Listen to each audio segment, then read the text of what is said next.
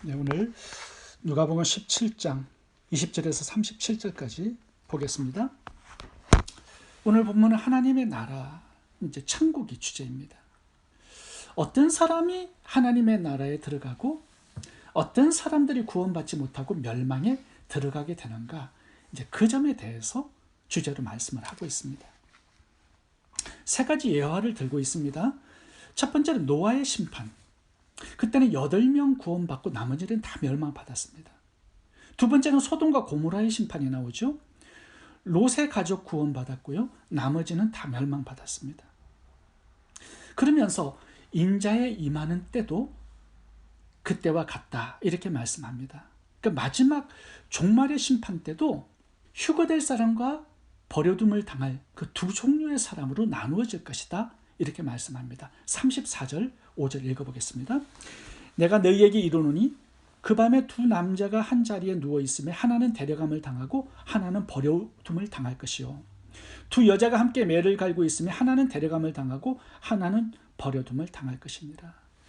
마지막 종말 때, 예수님의 재림 때에는 하나님의 나라에 들어가는 자와 멸망에 들어가는 자, 이렇게 두 종류의 사람으로 나누어지게 될 것이다, 이렇게 말씀을 하고 있습니다. 그러면 하나님의 나라에 들어갈 자와 멸망받을 자의 그 기준은 뭘까요? 두 가지로 생각해 보겠습니다. 첫 번째는 예수님을 믿는 겁니다. 이것이 하나님의 나라에 들어가 구원받을 자와 멸망받을 자를 나누는 기준점입니다. 예수님을 믿고 영접했는가, 이겁니다.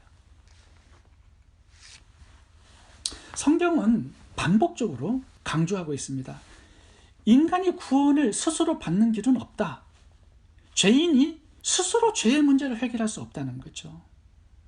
예수님의 피 밖에는 죄를 씻을 길이 없다라는 겁니다. 예수님의 죽음 외에는 인간의 죄값을, 사망을 처리할 길이 없다는 겁니다. 예수님의 피값 외에는 인간을 마귀의 자녀에서 하나님의 자녀로 사올 수 있는 값이 없다는 겁니다. 그래서 예수님은 우리의 유일한 구원자가 되신다. 예수님을 믿고 마음에 영접하는 것이 하나님의 나라에 들어가는 유일한 길이다, 이렇게 말씀을 하고 있습니다. 자, 오늘 본문에도 그 점을 강조하고 있는데요. 20절, 21절이 그 부분에 대한 이야기입니다. 읽어보겠습니다.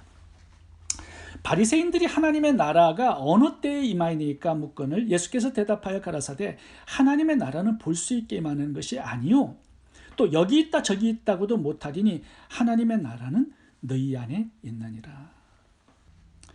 지금 예수님께서 바리새인들을 보고 하나님의 나라가 너희 안에 있다, 이렇게 말씀하고 있는 겁니다. 바리새인들이 하나님의 나라가 임했을까요? 아니죠.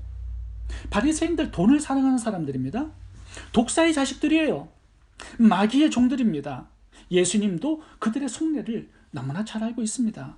그런데 오늘 본문에 보시면 너희 안에 천국이 임했다, 이렇게 말씀을 하고 있는 거예요. 좀 앞뒤가 맞지 않죠? 근데 헬라어를 보시면 이 부분이 정확하게 이해할 수 있습니다. 하나님의 나라가 너희 안에 있다. 너희들, 이거는 복수입니다. 그리고 안에 있다, 이 단어가 엔토스라는 단어인데요. in you, 아닙니다. in your midst, 너희 중에. among you, 너희 가운데 있다, 이렇게 말씀하는 겁니다. 예수님께서 지금 무엇을 말씀하시고자 하는 걸까요? 지금 바리새인들 가운데 삥 둘러 있어요. 예수님께서 그 안에. 그러니까 지금 천국이 너희들 가운데 among you 있다. 예수님 자신을 가리키는 거죠. 너희들 가운데 내가 있지 않니? 내가 천국이야. 나를 믿으면 너희들이 하나님의 나라가 되는 거야. 천국이 너희 가운데 있는데 왜 못 알아보니? 내가 메시아고 구원자인데 왜 나를 믿지 않니? 지금 이렇게 말씀하고 있는 거예요. 하나님의 나라가 지금 너희 가운데 있는데 왜 나를 몰라보느냐? 왜 나를 믿지 않느냐? 예수님이 계신 것이 천국이죠. 바리새인들이 예수님을 삥 둘러서 지금 질문하고 있어요. 그들 가운데 천국이 임한 것입니다. 그런데 그들이 보지 못했고 믿지 못했고 예수님을 영접하지 못한 것뿐이죠. 예수님을 영접하면 그들의 마음에 천국이 임하는 겁니다. 하나님의 나라 백성이 되는 겁니다. 바리새인들은 하나님의 나라가 외형적으로 온다고 생각했습니다. 강력한 능력을 가진 메시아가 와서 로마를 정복하고 유대를 해방시키고 다윗 시대처럼 강력한 나라가 되게 할 것으로 믿고 있었습니다. 그래서 그 하나님의 나라를 예수님께 언제 오느냐고 물어본 거예요. 근데 예수님은 너희들 가운데 내가 있지 않니? 이미 하나님의 나라가 어몽류 너희 가운데 있어. 예수님을 믿는 자들의 마음 안에 하나님의 나라가 임한다라는 거 말씀하고 있는 것입니다. 두 번째, 구원받을 자와 멸망받을 자의 기준은 하나님의 통치를 받는 삶입니다. 오늘의 주제는 하나님의 나라입니다. 누가 하나님의 나라에 들어갈 것인가? 이것에 초점을 맞추고 있습니다. 예수님을 믿고 영접한 사람이죠. 두 번째는요, 하나님의 통치를 받는 사람으로 하나님의 나라를 설명하고 있습니다.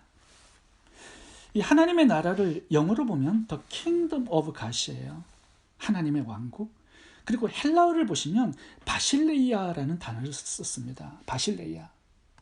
이 바실레이아는요, 제가 몇 번 설명을 해드린 적이 있는데 장소가 아니라 하나님의 통치, 다스림이란 뜻입니다.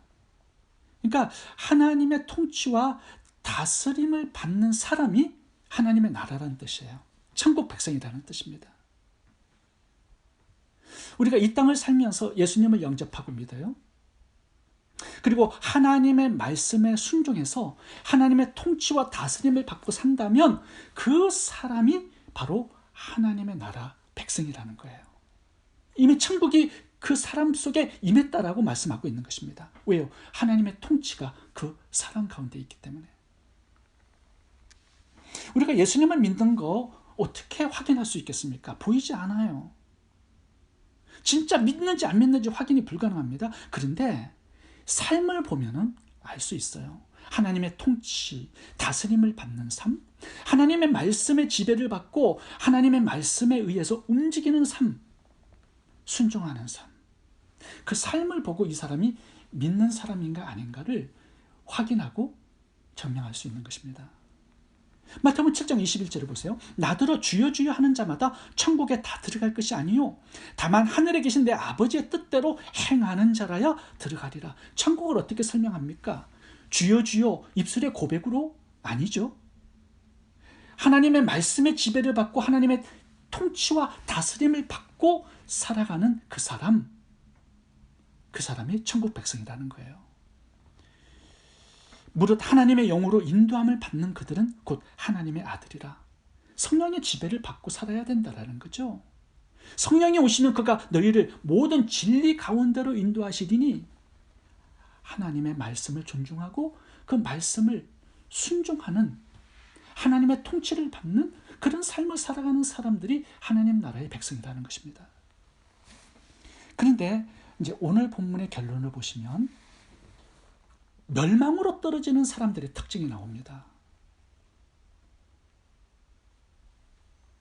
노아의 심판 때, 소돔 고모라의 심판 때, 그리고 예수님께서 재림하실 때, 이 세 가지의 때를 동일하게 두고 있습니다.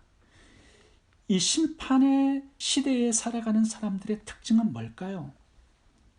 동일합니다. 하나님이 없어요. 26절부터 읽어보겠습니다. 노아의 때에 된 것 같이 인자의 때에도 그러하리라. 노아가 방주에 들어간 날까지 사람들이 먹고 마시고 장가들고 시집가더니 홍수가 나서 저희들을 다 멸하였으며 또 롯의 때와 같으리니 사람들이 먹고 마시고 사고 팔고 심고 집을 짓더니 롯이 소돔에서 나가는 날에 하늘로서 불과 유황이 비오듯 하여 저희를 멸하였느니라. 인자에 나타나는 날에도 이러하리라. 지금 세 시대가 똑같이 동일한 그런 사람들의 특징을 가지고 있다는 거예요. 노아의 때, 롯의 때, 예수님이 재림하는 때. 그 시대의 특징이 뭘까요? 하나님이 없어요. 막 살아가는 시대예요. 참 이상합니다. 노아의 때 먹고 마시고 장가들고 시집가는 거, 이거 죄 짓는 거 아니잖아요. 그냥 일상의 생활에 충실해서 살아가는 겁니다. 롯의 때도 마찬가지예요. 먹고 마시고 사고 팔고 심고 집을 짓더니, 이거 일상생활에 상당히 열심히 살아가는 사람들입니다. 그런데 이게 심판을 받아 멸망으로 떨어지는 자들의 특징이라고 말씀하고 있어요. 예수님의 재림 때도 똑같다라는 겁니다. 하나님이 없어요. 하나님 관계가 단절되었어요.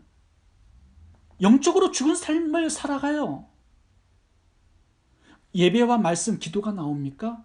영적인 활동이 전혀 나오지 않죠. 하나님과 완전히 단절된 상태, 육적인 활동만 있는 시대, 이게 심판 직전의 시대에 살아가는 사람들의 특징입니다. 그런데 오늘 되게 중요한 게 32절이에요. 롯의 철을 생각하라고 말씀합니다. 기억하래요, 롯의 철을. 롯의 처가 주는 교훈은 뭘까요? 롯의 처는 소돔과 고모라의 심판 때 성을 빠져나와서 구원을 받았습니다. 근데 완전히 구원받은 것일까요? 아니에요. 빠져나왔다고 다 구원받는 게 아닙니다. 하나님께서는 뒤를 돌아보지 말라고 명령하셨어요. 근데 순종하지 않죠? 말씀에 지배받는 인생이 아니었습니다. 그러면 롯의 처가 무엇의 지배를 받고 살았을까요? 이것을 알려면요, 창세기 19장의 내용을 알아야 합니다. 롯과 그의 처가 소돔과 고모라 성으로 들어가요. 소돔과 고모라 성은 그 당시에 동성애가 유행했던 그런 성이었습니다. 성적으로 완전히 타락한 그런 도시였어요. 그런데 땅이 비옥하고 물이 풍성해요. 에덴 동산과 같았더라, 이렇게 기록합니다. 창세기 19장에서. 하나님을 섬기지는 못해요. 그 성에 들어가면 예배 드리지 못합니다. 우상이 가득한 그런 도시였는데 돈 벌기가 너무 좋아. 재물의 축복을 받기가 너무 좋아. 세상에서 성공하기가, 출세하기가 너무 좋은 곳이에요. 거기로 들어갔다라는 겁니다. 뭐 때문에? 재물의 욕심 때문에. 그래서 돈을 엄청나게 많이 벌었어요. 롯이 어떻게 나오냐 하면요, 성문에 앉았더라, 이렇게 나옵니다. 창세기 19장 보시면. 그러니까 재판관이 된 거예요. 유지가 된 거예요. 성공한 거예요. 그 성에 들어가서. 근데 이제 심판이 다가왔는데 몰라요. 하나님께서는 천사들을 보내서 이 롯과 두 딸, 아내를 끄집어냅니다. 근데 안 나가려고 그래요. 안 나가. 막 억지로 끄집어내서 따라갑니다. 왜 그래요? 모아둔 재산이 너무 많아. 부동산이 너무 많아. 그러니까 떠나지를 못하는 거예요. 발걸음이 안 떨어지는 거예요. 롯의 처는요, 몸은 빠져나왔어요. 근데 마음이 여전히 그곳에 잡혀 있는 겁니다. 마음이 빠져나오지를 못했어요. 이게 멸망받는 자들의 특징이에요. 그래서 롯의 처를 기억하라, 이렇게 말씀하고 있는 겁니다. 자, 인자가 임하는 때도 똑같대요. 예수님의 재림 직전에도 마찬가지예요. 성도들이 몸은 빠져나와서 교회에 나와서 예배는 드리지만 마음이 세상에 잡혀있는 사람들이 많습니다. 돈 욕심에 묶여있는 사람들이 많아요. 말씀의 지배를 받지 못해요. 삶을 보면 하나님이 없어요. 이런 사람들이 멸망받는 사람들의 특징이라는 겁니다. 자신이 주인이 되어 살아가요. 하나님이 통치하고 다스리지를 못해요. 돈의 지배를 받아요. 청직임에도 불구하고 자신이 주인 되어서 마음대로 하나님의 재물을 쓰면서 살아갑니다. 여러분, 오늘 이 누가복음 17장이 누가복음 16장 마지막에 이어져 나오는 말씀이라는 거 알아야 합니다. 누가복음 16장 마지막에는 뭐가 나오죠? 부자와 거지 나사로의 비유가 나옵니다. 부자를 봐보세요. 날마다 채색 옷을 입고 호화 파티를 즐겼습니다. 누구의 돈을 가지고? 하나님의 재물을 가지고. 문 밖에는 거지 나사로가 병들어서 구걸하고 있어요. 한 푼도 그를 위해서는 쓰지 않아요. 이런 사람들이 멸망받는 자들의 특징이라고 오늘 본문은 말씀하고 있습니다. 루세처를 기억하래요. 두 주인을 섬길 수 없다 이렇게 말씀을 하고 있는데도 불구하고 돈이 우리의 주인 되어서 우리를 지배하고 끌고 가는 그런 인생 살아가는 사람들이 있다는 겁니다. 마지막 심판 직전에 또 하나의 특징이 있습니다. 사람들은 돈에 사로잡혀서 살아가고요. 또 하나는 성적인 죄에 사로잡혀서 살아갑니다. 소돔과 고모라의 특징이 뭐예요? 동상입니다. 이것 때문에 유황불로 멸망을 받아요. 노아의 방주, 노아의 심판 때의 특징은 뭐죠? 사람들이요, 자기들이 좋아하는 모든 자로 아내를 삼는지라 창세기 6장 2절에 나옵니다. 여기도 성적 타락이 나옵니다. 예수님께서 재림하시는 역사의 종말에도 마찬가지예요. 사람들은 돈의 마음이 빼앗겨 있고요. 성적인 쾌락에 마음이 빼앗겨 있습니다. 지배를 받고 살아가요. 이것이 종말의 특징이라고 말씀하고 있는 것입니다. Money and sex. 하나님이 없어요. 하나님의 통치와 지배를 받고 살아가지 못해요. 하나님의 나라가 아닌 거죠. 출애굽기 1세대를 보시면요, 몸은 빠져나왔어요. 그래서 홍해를 건너요. 근데 마음은 여전히 애굽에 머물러 있습니다. 그때 먹었던 것들을 그리워해요. 그때의 삶을 그리워해요. 모세를 돌로 쳐 죽이려고 하고요. 힘들고 어려울 때마다 애굽으로 돌아가자고 말을 합니다. 몸은 빠져나와 있는데 그들이 하나님의 백성이었는가? 아닙니다. 24,000명이 모압 여인들과 성적인 쾌락을 즐기다가 죽었어요. 가나안 땅을 기업을 얻지 못하는 사람들이 있었다라는 거죠. 우리가 예수님을 마음에 영접했어요. 그 다음에 우리의 삶은 하나님의 말씀의 지배를 받고요, 하나님의 통치와 다스림을 받는 순종의 삶을 살아가야 합니다. 이것이 하나님 나라 백성의 특징입니다. 오늘 37절을 읽어보고 마치도록 하겠습니다. 가라사대 죽음 있는 곳에는 독수리가 모이느니라. 죽음이 있는 곳에는 독수리가 모여요. 영적으로 죽은 곳에는요, 심판이 반드시 찾아옵니다. 예수님께서는 결론으로 이 부분을 말씀하고 있습니다. 독수리는요, 죽은 시체를 청소하는 청소부예요. 영적으로 죽은 자들에게는 심판이 반드시 찾아온다는 것입니다. 노아 방주 시대의 사람들, 소돔과 고모라 시대의 사람들, 롯의 처, 영적으로 죽었기 때문에 소금 기둥이 되고요, 멸망을 받은 것입니다. 34절 35절을 봐보세요. 영적으로 살아있는 자는 데려감을 받고요, 영적으로 죽은 자는 땅에 버림을 받게 될 것이다. 살아있는 모든 것들은요, 이 땅에서 중력의 영향을 받습니다. 육체는 땅이 끌어당기죠. 우리의 영혼은 살아있기 때문에 하늘이 끌어당깁니다. 육에 속한 자는 육적인 것에 이끌려요. 영에 속한 자는 영적인 것에 이끌리게 되어 있습니다.